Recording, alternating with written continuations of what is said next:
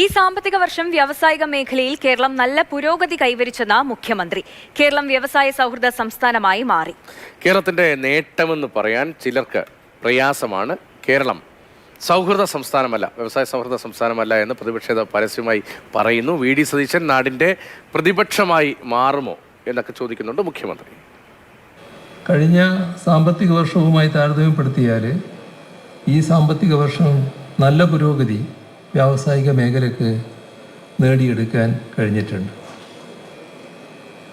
നമ്മുടെ കേരളം ഒരു വ്യവസായ സൗഹൃദ സംസ്ഥാനമായി മാറിക്കഴിഞ്ഞിരിക്കുന്നു. വലിയ തോതിൽ നിഷേധ രൂപത്തിലുള്ള പ്രചരണങ്ങൾ അഴിച്ചുവിടാൻ വല്ലാത്ത താല്പര്യമാണ് ചിലർ കാണിക്കാറുള്ളത്. കേരളം വ്യവസായ